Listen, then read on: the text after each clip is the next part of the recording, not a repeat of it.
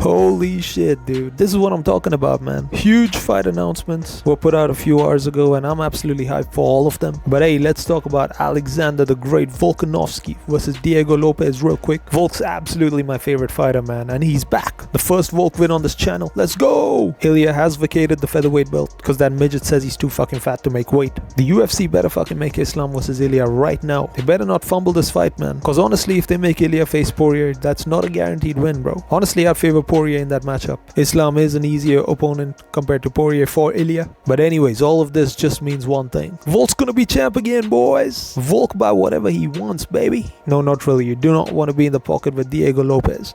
You do not want to be in the fucking pocket with Diego Lopes. I mean, I think this dude early in the fight is more dangerous in the pocket than Ilia Topuria is. I mean, not only does this dude throw nukes up close, but he also got a head shaped like a fucking boulder. He ain't getting knocked out cold anytime soon, brother. Now, how does Volk get this done? He gets this done by knockout. I know, I just said he can't be knocked out. Well, technically, I mean, he'll get a TKO. What I'm saying is, Volk is gonna survive early, and Lopes is gonna gas bad in the third round onwards. He's basically a striking version of Chimaev. He just goes balls to the walls in round one and then slows down bad in the later rounds. So yeah, third round or even the second round onwards, we're gonna see a masterclass by Volk starting to unfold. And honestly, I think Volk's better even on the ground compared to Diego. Like, yeah, I think Diego's more dangerous with the submissions and all of that, but when it comes to the wrestling and controlling what's going on the ground, Volk's just better. So it's gonna be tough for Diego, man. I mean, Volk keeps saying he can't get choked out because he doesn't have a neck. Hell, I believe him. I mean, this defense right here is insane. But on the feet, how is Volk gonna survive early? Well, let me tell y'all, pretty much exactly how we survived against Ilia in round one. Keep the distance, a lot of kicks, do not get backed up against the cage. You do not want to do this shit again, brother. But you know, I trust my boy Volk, man. He's a smart fighter. He's one of the highest IQ folks in the game. He's taken a lot away from that Ilia fight, and he isn't gonna make those same errors again. If there is a situation where he's backed up and Lopes cuts the corners and closes the distance well, Volk will have to clinch, and he's gonna have to be dedicated with that clinch. No half-ass shit with that, because one of Lopez's favorite strikes is that uppercut, which is fucking brutal, man.